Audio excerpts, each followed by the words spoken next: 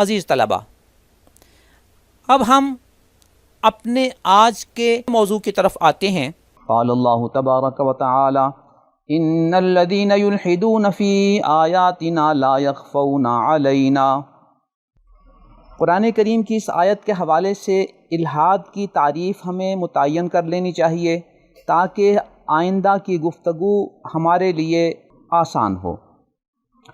سیدنا عبداللہ ابن عباس رضی اللہ تعالی عنہما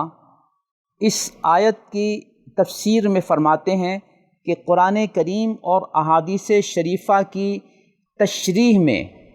غلط افکار کو جگہ دینا یہ الحاد ہے۔ امام طبری رحمۃ اللہ علیہ نے سیدنا عبداللہ ابن عباس رضی اللہ تعالی عنہما کی اس تفسیر کا تذکرہ کیا ہے۔ الحاد کی دوسری تعریف جو عام طور پہ کی جاتی ہے دور حاضر میں، انکار خدا کرنے والا طبقہ ملحد شمار ہوتا ہے، اور خدا کا انکار یہ الحاد ہے۔ اگر عالمی سطح پہ دیکھا جائے تو خداؤں کے انکار کرنے والے کو ملحد کہا جاتا ہے۔ ظاہر ہے اس کا ہم سے کوئی تعلق نہیں، کیونکہ خداؤں کا تصور اسلام میں نہیں۔ یہ کرسچینٹی میں تو ہو سکتا ہے، یہ ہندوازم میں تو ہو سکتا ہے، لیکن اسلام میں سے اس کا کوئی تعلق نہیں۔ لہذا آج کی ہماری اس گفتگو کا تعلق الحاد کے اس پہلو سے ہوگا جو ایک خدا کا انکار ہے، یا قرآن کریم اور احادیث شریفہ کی تشریح و تفسیر میں غلط افکار کو پیش کرنا، یہ الحاد کا عنوان ہے۔ اس سلسلے میں اگر ہم الحاد کی بنیاد اور اس کے نقطۂ آغاز کو ایک سرسری نظر سے دیکھ لیں، اور یہ الحاد ہم تک کیسے پہنچا، کن وسائل سے پہنچا، اور اس کی روشنی میں آج ہمیں اس کا علاج کیسے کرنا ہے اور طلباء کی ذہن سازی کیسے کرنی ہے، تو یہ ہمارے لیے آسان ہوگا۔ دوسری صدی کے آغاز میں بصرہ میں خاص طور پہ اعتزال اور الحاد کا تصور نمایاں ہونا شروع ہوا، جس میں قرآن کریم احادیث شریفہ کے حوالے سے ایسی تشریحات پیش کی گئیں جو علماء اہل سنت کے ہاں قابل قبول نہیں تھیں۔ دوسری صدی کے آخر میں اور تیسری صدی کے آغاز میں یہ صورتحال نقطۂ عروج کو پہنچ گئی، خاص طور پہ جب مامون الرشید نے بیت الحکمت کے نام سے ایک ادارہ قائم کیا، جس میں یونانی فلسفہ اور عجمی فلسفہ اس کا ترجمہ کیا گیا اور اس کو پڑھایا جانے لگا۔ اس سے پہلے بھی عجمی لوگوں سے ملاقات کے بعد فتوحات کے سلسلے میں جب مسلمانوں کی ملاقات بعض ایسے طبقات سے ہوئی جہاں غیر اسلامی فلسفہ رائج تھا، تو وہیں سے نقطۂ آغاز تو ہو چکا تھا اعتزال کے فلسفے کا یا غیر اسلامی افکار کا، جن میں انکار قدر بھی ہے اور دوسرے فتنے بھی ہیں۔ لیکن بیت الحکمت کے آغاز کے بعد مامون الرشید کے دور میں یہ سلسلہ زیادہ منظم ہوا۔ اسی دوران حضرت امام احمد بن حنبل رحمۃ اللہ علیہ کو مسئلہ خلق قرآن کے حوالے سے مشکلات کا سامنا ہوا۔ شروع دور سے اب تک علماء اہل سنت نے ان تمام منحرف افکار کا علمی انداز میں مقابلہ شروع کر دیا تھا اور صحیح اسلامی فکر کو پیش کرنا شروع کر دیا تھا۔ لیکن جب صورتحال اپنے عروج کو پہنچی تو اس وقت اللہ رب العزت نے دو ایسی شخصیتوں کو منتخب فرمایا جن کے ذریعے اس فتنے کی سرکوبی کا کام خصوصی طور پہ ہوا۔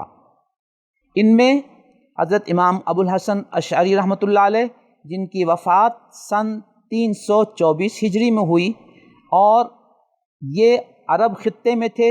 جبکہ بلاد ماوراء النہر عجمی خطے میں امام ابو منصور ماتوریدی رحمۃ اللہ علیہ، جن کی وفات سن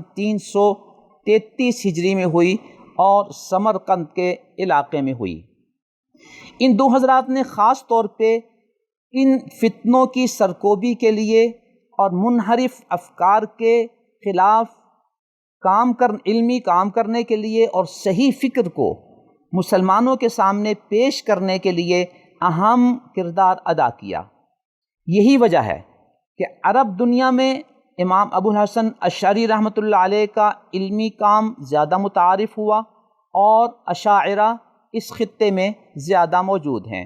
جبکہ امام ابو منصور ماتریدی رحمۃ اللہ علیہ کا زیادہ علمی کام عجمی علاقے میں متعارف ہوا اور وہاں ماتریدی حضرات متعارف ہیں۔ یہاں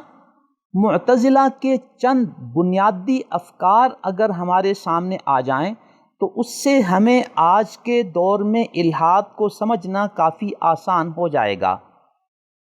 اعتزال میں بنیاد عقل ہے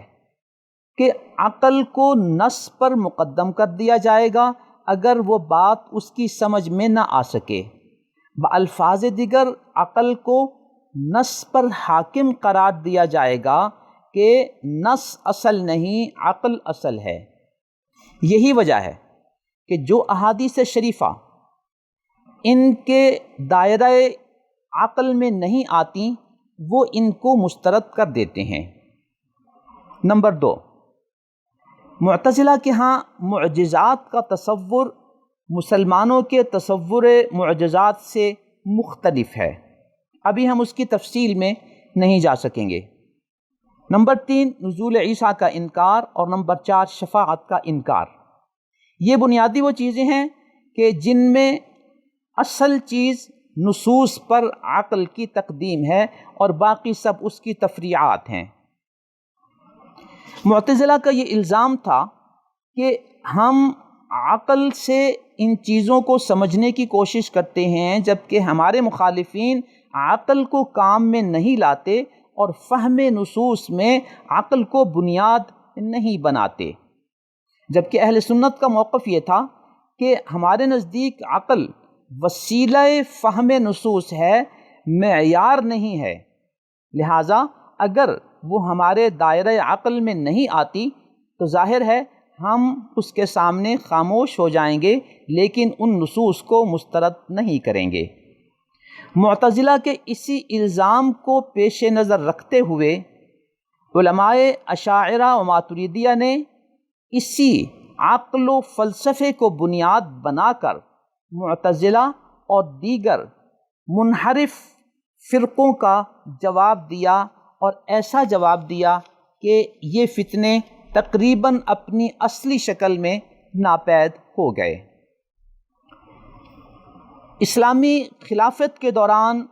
ان فتنوں کو دوبارہ کھل کر سر اٹھانے کا موقع نہیں ملا، لیکن جب خلافت عثمانیہ بھی کمزور ہو گئی اور ادھر دوسری طرف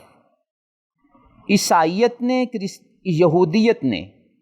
اس بات پہ غور و خوض کیا کہ صلیبی جنگوں کے نتیجے میں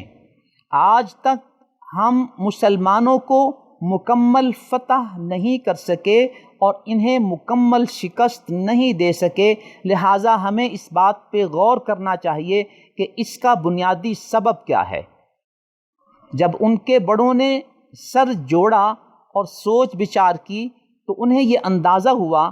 کہ 4 چیزیں ایسی ہیں جن کے ساتھ مسلمانوں کا لگاؤ ایسا ہے کہ وہ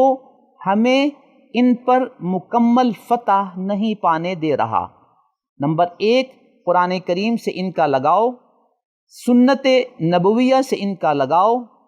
اپنی اسلامی تاریخ پر ان کو جو فخر ہے وہ، اور ان کا اسلامی نظام معاشرت۔ یہ وہ چیزیں ہیں کہ جن کی بنیاد پہ ان پر فتح حاصل کرنا ہمارے لیے ممکن نہیں ہے،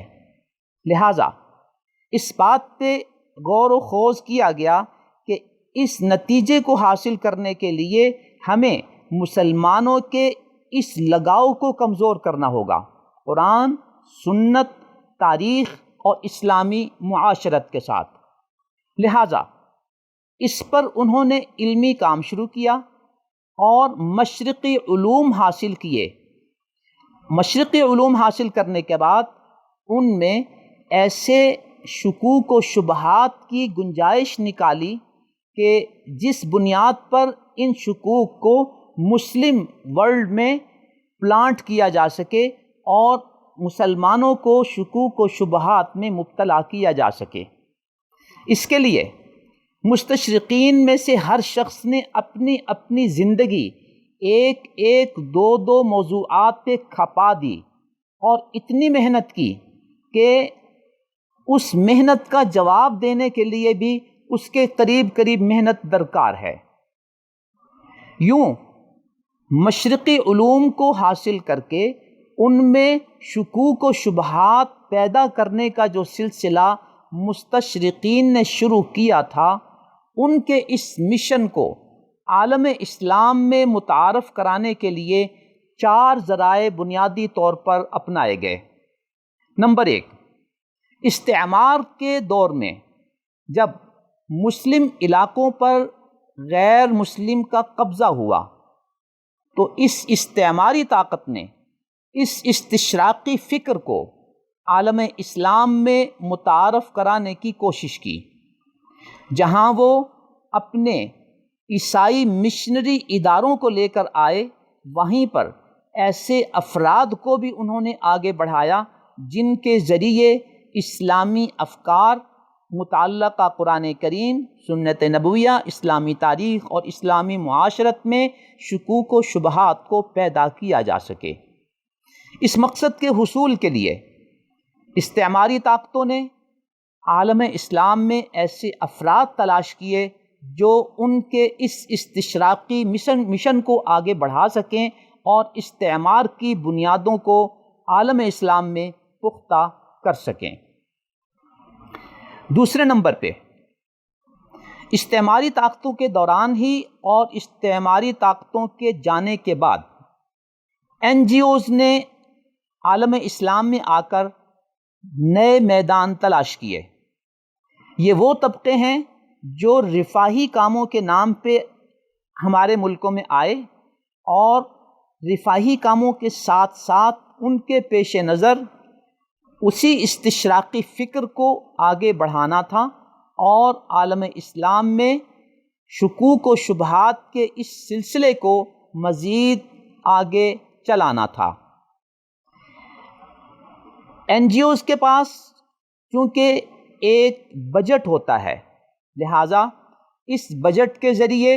انہوں نے عالم اسلام کے میڈیا کو خریدا۔ الیکٹرانک میڈیا کی طرف اگر ہم آئیں تو انہوں نے میڈیا کو فنڈز دیے تاکہ وہ ان کے افکار کو آگے مسلمانوں میں پیش کریں۔ انہوں نے مختلف اینکرز خریدے تاکہ وہ ان کی بات آگے بڑھا سکیں اور ان کی بات کر سکیں۔ انہوں نے ایسے اسپوک مین خریدے جو اچھی گفتگو کر سکتے ہیں اور ان سے فنڈز لے کر وہ ان کی بولی بول سکتے ہیں اور ان کی بات آگے بڑھا سکتے ہیں۔ NGOs نے عالم اسلام میں صحافیوں اور کالم نگاروں کو خریدا تاکہ وہ یومیہ بنیادوں پہ یا ویکلی اور منتھلی بنیادوں پہ شائع ہونے والے پرنٹ میڈیا میں استشراقی فکر کو اور الہادی فکر کو آگے بڑھا سکیں۔ انہوں نے ایسے مصنف تلاش کیے جو ان کے افکار کے حوالے سے کتابیں لکھ سکیں۔ انہوں نے ایسے سیاستدان خریدے اور سرکاری مشینری میں ایسے لوگ خریدے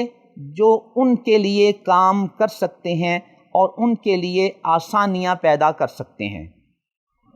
تیسرے نمبر پہ،